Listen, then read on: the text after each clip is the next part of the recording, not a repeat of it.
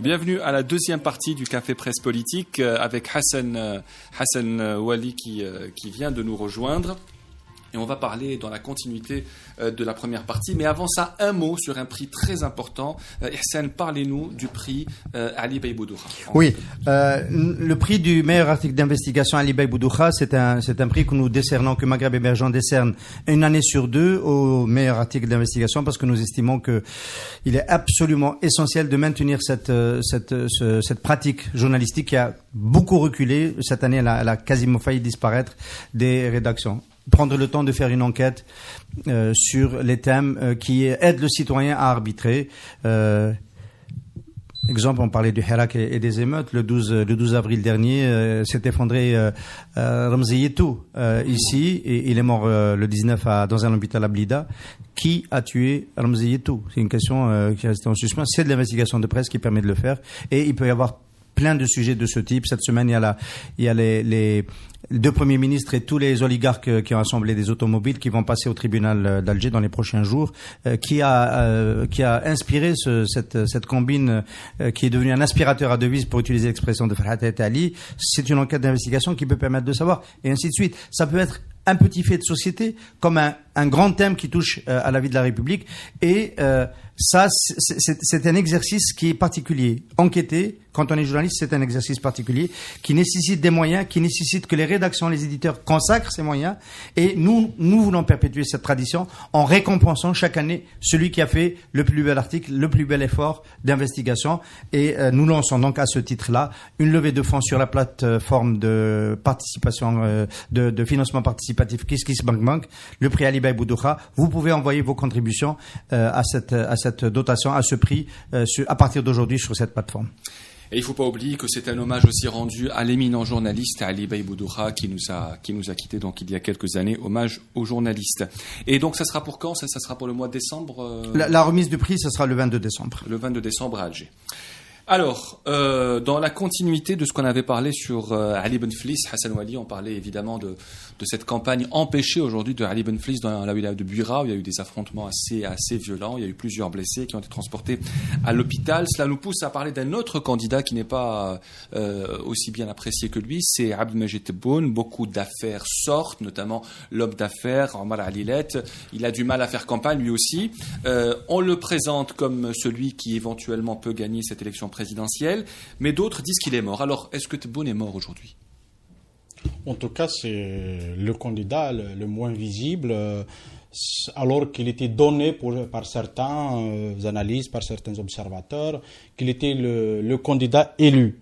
Je me rappelle même au CPP, il y a quelques semaines, il y avait certains intervenants qui avaient soutenu l'idée selon laquelle que le candidat du pouvoir, le vrai candidat du pouvoir, c'était Tebboune. Moi, je disais à ce moment-là que Tebboune, en tout cas son entourage, sa compagne, voulait faire croire à cette thèse. Comme ça ramènerait plus de monde dans sa campagne. Mais finalement, c'est une candidature qui a fait pchit. C'est une candidature ça révèle au moins une chose. Que finalement, les 100 combien de parrainages citoyens qu'il a eu? Plus de 120 000, je pense. Ça pose vraiment un sérieux problème sur cette question des parrainages. Où est-ce qu'on est allé chercher ces parrainages? 120 000 quand même. 120 000 signatures. Invisible. Parce que signer un formulaire de soutien nécessite plus d'efforts que d'y aller assister à un meeting. Et donc, est-ce que ce ne sont pas de ça? Moi, j'ai un grand doute sur la question des parrainages. Si c'est l'administration qui l'a aidé, ça veut dire que c'est le candidat du pouvoir. Mais on ne sait pas. Benflis a eu 100 000, presque 100 000 signatures. Il n'y a pas... En tout cas, Tebboune, qui est parti favori, pour moi, il ne l'était pas en tout cas, et était la candidature finalement la plus fragile. Il n'a pas de parti. Il était l'avant-dernier premier ministre de Bouteflika, et il a quitté le gouvernement sur fond de scandale, où tout n'a pas été dit, tout n'a pas été en tout cas révélé sur son voyage jusqu'en Moldavie. On a montré quelques photos dans un jet privé qui qu'on dit appartenir à un homme d'affaires turc qui a beaucoup de marchés dans le bâtiment en Algérie. Mais en tout cas, il devait y avoir des photos qu'on n'a pas voulu montrer en Moldavie. Et il traîne quand même sur le plan de la communication, il y a un sérieux problème. Sur le plan du discours, il est parti trop tôt. On a vu comment lui organiser des conférences de presse sur mesure à Shorouk TV, sur d'autres plateaux. On a essayé de fabriquer une candidature, mais qui est vide, il n'est porteuse d'aucun discours. Et c'est encore plus compliqué parce que tout ça se déroule dans un contexte de rejet massif de cette présidentielle. En tous les cas, la question c'était est-ce que la candidature de Tebboune était morte avant l'intervention de Hassan Wali, peut-être pas, mais depuis qu'il a intervenu, il l'a euthanasié. Donc et j'ai oublié le détail de son. Il perd son deuxième directeur de campagne en 2 semaines avec Messaïd, qui s'est retiré soi-disant pour des problèmes de santé, alors qu'on parle. On dit que ce n'est pas la réalité. Donc deux directeurs de campagne. Ce que je sais pour ce qu'on peut appeler ses proches collaborateurs, pour eux, ça devient plus soutenable. Ils voient la réalité de cette candidature, de ce qui est derrière cette candidature. Pour certains, ils sont allés, je ne sais pas comment, Abdellah Bali, qui est quand même quelqu'un de sérieux. Un homme très sérieux. C'est pas un affairiste, c'est pas un corrompu, c'est pas quelqu'un, il a fait carrière dans la diplomatie. Ceux qui connaissent l'homme disent que c'est un diplomate excellent, c'est un bon diplomate. Mais il a quitté, il n'a pas dit pourquoi, mais en tout cas, il a vu que ça tournait Question mal. Suivante. Est-ce que la défaite de Tebboune est-elle celle de Ahmed Gaïd Salah? Mais est-ce que c'est le candidat moi de je Gaïd pense Salah? que c'est pas seulement la défaite d'Ahmed Gaïd Salah, mais en tout cas moi je continue à croire jusqu'à la dernière minute que le 12 décembre n'aura pas lieu. Voilà, et on verra, on le saura quelques jours avant, je pense, mais pas que le 12. Aïssa Moussi, est-ce que vous pensez que Tebboune est mort aujourd'hui, que la candidature de Tebboune est morte? J'allais dire déjà qu'il n'y a pas que la candidature de Tebboune, parce que même Ali Benflis, quand on voit les défections qu'il y a dans son camp, à Tizi Ouzou, il y a son directeur de campagne qui a quitté suite à un forcing de citoyens. Il paraît que Tizi Ouzou et Bidjaya, ça ne fait pas partie de l'Algérie. Certains le pensent en tout cas. Oui. Donc, pour ce qui est de Tebboune, comme l'a si bien dit Hassan, il y a, sur le plan du discours surtout, il y a un discours vide. Je ne vois pas pour moi, personnellement, en tout cas, ce n'est pas quelqu'un de présidentiable. Il n'a pas de discours, il n'a pas de vraiment, en tout cas, de discours académique ou bien un discours avec lequel il peut convaincre les citoyens, les Algériens, les Algériennes pour aller au vote. Sur le plan de programme, je n'ai pas lu son programme comme... peut-être. On n'a pas vu. Oui. Amazan, il faut défendre Tebboune un petit peu là. Ça devient indécent là. Il faut chanter pour lui. Il faut faire une chanson de soutien. Mais moi je dirais que les 5 candidats, la candidature est morte. C'est pas forcément Tebboune ou Benflis ou Bengrina ou des autres. Ouais. Franchement, on n'est plus dans qui est le plus fort ou qui est le plus faible. C'est toute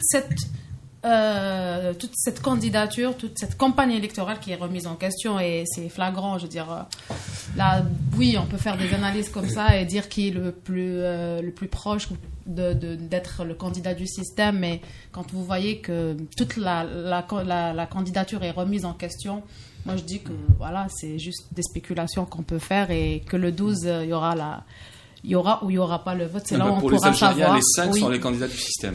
Oui, tout à fait, les 5. Peut-être pas Bengrina comme un non. Mais il était ancien du tourisme à l'époque. Oui. D'ailleurs, c'est le premier qui a déclaré aujourd'hui qu'il pourrait se retirer de l'élection s'il considère que c'est joué d'avance. Il a déclaré ça aujourd'hui. D'accord, c'est bien de. Belaïd n'était pas. Non, il était proche de Benflis, chef de l'Union nationale de la jeunesse algérienne. Il ne faut pas oublier, juste un petit détail, il ne faut pas oublier que Bengrina, dont le président de l'APN est issu de son parti. Et au moment où l'APN était, et elle l'est toujours, disqualifiée et rejetée par le peuple, c'est quelqu'un du parti de Bengrina qui est propulsé, on le présente comme quelqu'un de l'opposition pour diriger un parlement qui, en définitive... Alors, moi, ce que j'ai envie d'ajouter, Tebboune qui est en train de piquer du nez. Benflis, on voit ce qui arrive. Amal dit, à mon avis, à juste propos que les 5 sont gris, que c'est l'idée de candidature qui est déjà grillée avec ce début de campagne. Moi, j'ai envie d'aller encore plus loin et de dire que c'est la fonction présidentielle qui est complètement dégradée depuis quelques années en Algérie, et c'est peut-être pas nécessairement une mauvaise chose. Parce qu'on a tellement souffert de l'hyper-présidentialisme que le fait d'avoir habitué les Algériens depuis maintenant quelques années, depuis l'ischémie, l'AVC ischémique, entre guillemets ischémique, parce qu'il n'était pas ischémique, de Abdelaziz Bouteflika, et le fait d'avoir un président qui est absent, un président dont la fonction est déléguée implicitement à son frère, et tout ce qui s'en est suivi pendant ce 4e mandat insupportable et suffocant, les Algériens ont appris à regarder le Mouradia comme n'étant plus quelque chose d'important. Et tout ce qui s'est passé depuis le 22 février a accéléré la dégradation de cette fonction. Ben Saleh, Abdelkader Ben Saleh, qui est là depuis 8 mois. Ben Saleh devant Poutine. Vous vous rendez compte? Oui. Voilà. Et aujourd'hui, ces candidats-là, à mon avis, achèvent de dégrader cette fonction-là en étant des prétendants qui ressemblent à des bouffons, pour la plupart d'entre eux, pour une fonction qui elle-même ressemble aujourd'hui à quelque chose qui ne répond plus aux aspirations des Algériens. Quand on dit il faut un président, pour sinon le bled rahtia, etc., on sent bien que ça ne marche plus. Et j'ai dit c'est pas une mauvaise nouvelle parce qu'on a besoin de rééquilibrer les pouvoirs, on a besoin de faire émerger une Assemblée nationale responsable, on a besoin d'un gouvernement qui est comptable devant les élus du peuple, on a besoin de changer de système. Changer de système, c'est affaiblir le Mouradia. Et vous répondez à ceux qui disent depuis des mois qu'on n'a pas besoin d'un président fort et peut-être qu'on n'a pas besoin d'élections présidentielles maintenant. Parce qu'on veut nous faire croire que le salut vient par les élections présidentielles. Et tout ce qui se passe montre le contraire. Ouais. J'ai une question sur Abdelmajid Tebboune, j'ai oublié. Non, je voulais juste parler de la question de l'ingérence qui est très importante aujourd'hui parce que ça a fait la une de la presse toute cette semaine sur l'ingérence étrangère. Tout cela en se basant sur cette déclaration de Raphaël Glucksmann, qui est député européen en France du Parti populaire, je pense, ou non, de la gauche. Il est élu sur la liste unitaire avec le Parti socialiste. Le Parti populaire, c'est la droite. Qui s'appelle Place Publique. Voilà, le Parti populaire, c'est la droite à Bruxelles. On sait que tu préfères la droite, Khaled, mais bon, je sais pas qu'il y avait et donc, cette déclaration a semé un peu une grande polémique en Algérie. Est-ce que c'est quoi l'ingérence aujourd'hui? Alors, tout ce qu'on dit, tout ce qu'une personne peut dire, on considère ça comme une ingérence et c'est totalement rejeté. Alors, c'est quoi l'ingérence? Est-ce que cette déclaration, pour vous, c'est de l'ingérence, Aïssa Moussi? Moi, je pense qu'il ne s'agit pas d'ingérence.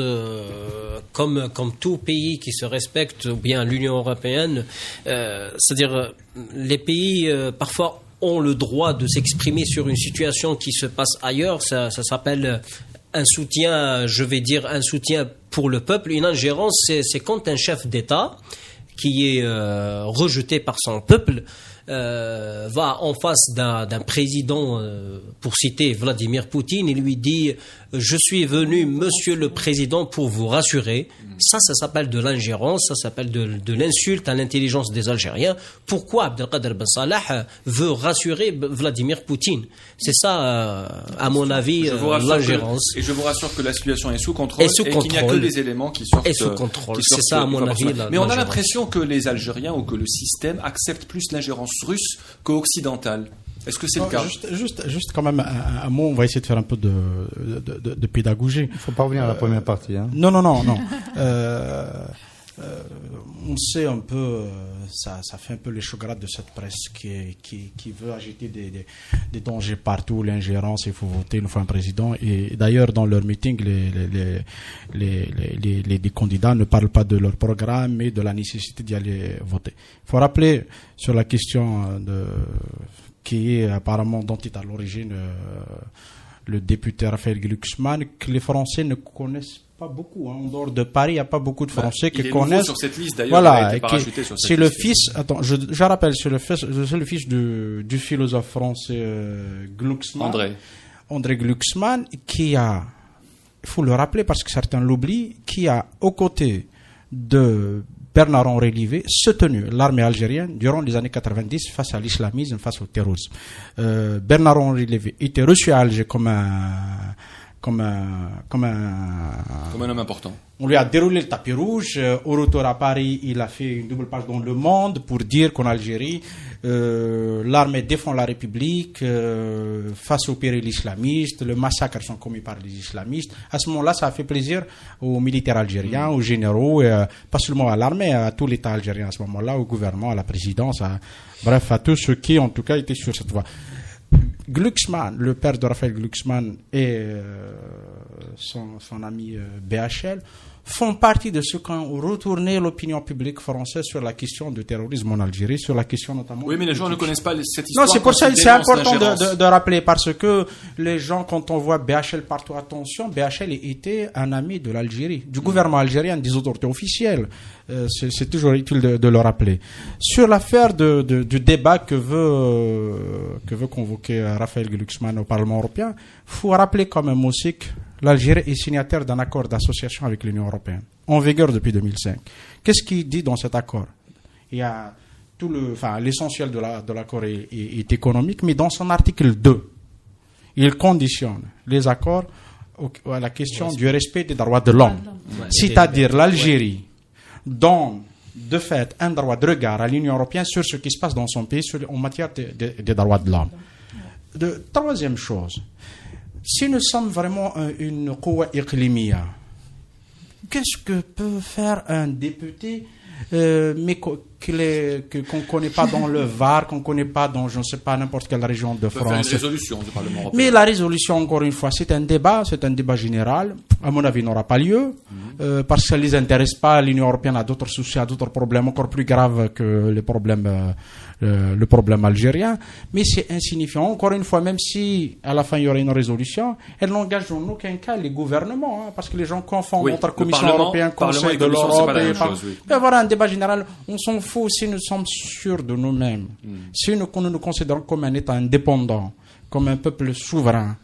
Qu'est-ce que ça peut nous foutre qu'ils discutent en permanence dans tous les parlements du monde? Mais tant mieux, à la limite, on parlera de l'Algérie. Ça veut dire qu'il y a un intérêt mondial à l'Algérie, tant mieux. Est-ce que ça, c'est de l'ingérence? Juste, je termine. Oui, rapidement. Bien sûr. Nous sommes quand même dans une mondialisation où les États ont cédé beaucoup de leur souveraineté, pas seulement les États du Sud, même les États du Nord, l'Amérique du Nord, l'Europe, la Russie. Il y a, par le fait d'une mondialisation qu'on ne contrôle plus, je considère qu'elle a plus de conséquences néfastes que positives sur les peuples, sur les droits des peuples et tout, mais en tout cas, on a comme l'impression que certains politiques algériens, certains journalistes, certains intellectuels malheureusement, sont à l'époque de la guerre froide. J'ai écouté, mais avec étonnement, le propos de Mohamed El-Khadar Mouguel sur Alger Chantaroua il y a 12 jours. Il s'est abîmé, le gars, c'est-à-dire... Non, mais il a le droit de dire ça, mais il a le droit de dire des conneries, mais bien évidemment, il faut le mentionner. Ce type, il s'est abîmé quand même. Attends, il est l'invité du prochain CPP. Non, mais il faut moi, j'aimerais bien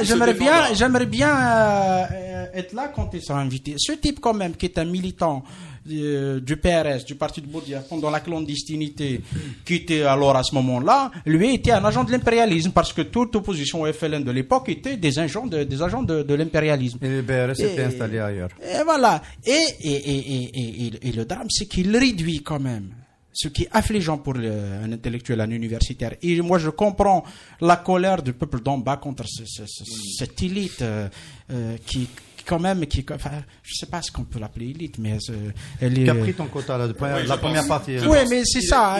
Non, mais voilà, c'est affligeant parce que c'est en droite ligne avec la question, sur la question de l'ingérence, parce que Mohamed El-Khadar Mouguel pense que tout ce qui se passe en Algérie, c'est une conspiration qui remonte jusqu'à la fin de la Seconde Guerre mondiale. C'est quand même affligeant, réduire les aspirations d'un peuple à tout ça. Moi, je dis que nous vivons dans un écosystème, que l'Algérie a signé des chartes des droits de l'homme, et qu'aujourd'hui, si on emprisonne des opposants, des militants, toutes les voix qui vont contre ce système, il faut s'attendre qu'il y ait des réactions d'ailleurs pour soutenir toutes les voix libres. Donc aujourd'hui, on peut pas se dire quand on soutient les voix libres et le hirak, c'est une ingérence, et quand on va se rassurer ailleurs, c'est de la diplomatie. C'est pas possible. Donc il faudrait être clair et définir finalement qu'est-ce que l'ingérence. Et est-ce que pour vous, que le Parlement européen fasse une résolution de soutien au peuple algérien, c'est ce qui est dit, ça sera certainement une motion de soutien à la révolution pacifique. Ça peut pas être autre chose. Des dénonciations des atteintes. Oui, mais c'est une manière aussi de soutenir un peu des deux. Le débat n'aura pas lieu, n'aura même pas lieu. Est-ce que pour vous, Ihsan, c'est d'ingérence? On termine avec vous. Alors, le mot ingérence, à mon avis, le concept est un concept du XXe siècle. Dans le XXIe siècle, on est dans le monde des citoyens, qui est très interpénétré. Il y a plein de gens qui ont plusieurs nationalités aujourd'hui. Ça devient de plus en plus banal. Ce qu'il faut comprendre, c'est que lorsque un Parlement s'empare d'une question, il le fait pas en défiance avec le pays sur lequel il va débattre. Son problème premier numéro un, c'est pas le pays ou la situation de laquelle il va débattre. Son problème numéro un, c'est bien de s'assurer, parce qu'il y a la pression des ONG dans le pays de départ, que les gouvernants de ce pays-là ne sont pas en train de travailler, de pactiser, de commercer, de faire des transactions avec un pays qui développe des activités, qui a une attitude contraire aux valeurs du pays d'origine. Je m'explique, c'est un peu compliqué ce que je dis. Les Européens font des résolutions sur la situation des droits de l'homme dans beaucoup de pays dans le monde. À travers le Parlement, parce qu'ils sont interpellés par les organisations humanitaires, etc. C'est d'abord pour assurer leur propre opinion. C'est d'abord tourner vers leur propre opinion pour dire chez nous nous sommes tenus de respecter les droits de l'homme, voilà comment nous agissons, l'égalité homme-femme, etc., la pollution. Demain, dans 15 ans, il y aura des résolutions sur l'Algérie si les torchères de Hassim Saoud continuent à lâcher du gaz carbonique dans l'atmosphère. Pourquoi? Parce qu'on va considérer que, en France, que des pays voisins, en Europe, on considérera que c'est un partenaire, à travers ce que tu as bien fait de rappeler, donc l'accord d'association et les dispositions qui ouvrent la porte à ce type d'interpellation, que c'est un pays qui est en train de faire quelque chose de contraire à ce que le pays partenaire considère comme étant intolérable. Donc ce n'est pas tourné contre l'Algérie. Les résolutions de ce type sont d'abord tournées vers l'opinion européenne, sont d'abord tournées vers chacun des pays de cette opinion-là pour dire nos gouvernants sont vigilants, font attention et essaient de faire en sorte qu'ils traitent avec des pays qui sont pas très loin des valeurs que nous avons. Sur l'Arabie Saoudite, la question des femmes, il y a tout le temps des interpellations de ce type-là. Voilà. Alors, si Ahmed Gaïd Salah et les militaires ne voulaient pas que l'on parle de l'Algérie, ils n'avaient pas à arrêter autant de monde et à utiliser autant de méthodes de répression. Je rajouterais juste un petit truc. Quand on nous dit faites attention à l'ingérence, j'aimerais dire que dans le Hirak, il n'y a eu aucun slogan qui appelait à un soutien extérieur ou à une ingérence. Donc voilà. Finalement. Mais il y a eu un slogan important hier, c'était où est la presse mondiale? La presse mondiale, c'est autre chose. Où est la presse mondiale? Beaucoup de gens considèrent que ce slogan où est la presse mondiale, c'est une forme d'ingérence. Et hier sur Twitter, des gens disaient mais écrivez des tweets en anglais pour que les gens dans le monde voient ce qui se passe ici. Donc même on constate que la position de l'opinion publique a un peu évolué par rapport au mois de février. On disait non, on veut pas que les gens soient là, que les étrangers soient là ou qu'ils voient. Aujourd'hui, on veut montrer ce qui se passe en Algérie. Merci. Khaled, alors, un dernier mot sur la question de l'ingérence et sur la souveraineté, comment on sait des parts importantes de la souveraineté. Toutes les réformes engagées ces 20 dernières années par le gouvernement algérien en termes pénal, de justice, sur les questions de mis au ministère de l'Intérieur et tout, étaient non pas des recommandations de l'Union européenne, mais des exigences de l'Union européenne. Ils le disent. Celui qui est devenu procureur général du tribunal d'Alger, dans un plateau il y a 2-3 ans de cela, quand il y a eu l'incident du tribunal de Ruissou, il avait dit nous étions obligés de réformer. C'était une obligation, c'est même pas un choix. Donc, ils sont très mal placés pour donner des leçons sur les citoyens en matière de souveraineté, de patriotisme, de défense des intérêts de l'Algérie. Merci beaucoup Hassan Ouahi d'être venu, merci Hassan Qadi, merci Amal Zen d'être venu et Aïssa Moussi pour votre premier CPP. J'espère que ce ne sera pas le dernier. Merci à vous pour votre attention et à très bientôt. Au revoir.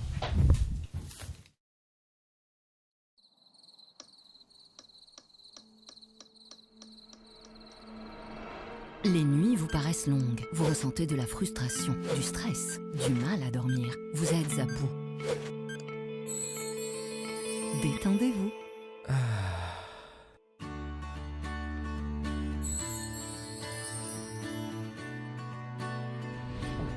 Réduction du temps d'endormissement, diminution des réveils nocturnes, relaxation. Une bonne nuit, ce n'est plus un rêve. Ce produit est un complément alimentaire sans dépendance disponible en pharmacie. N'hésitez pas à demander conseil à votre pharmacien. Mérinal, notre priorité, la qualité. Pour bien s'entendre, il faut bien s'écouter. Rendez-vous sur M, la petite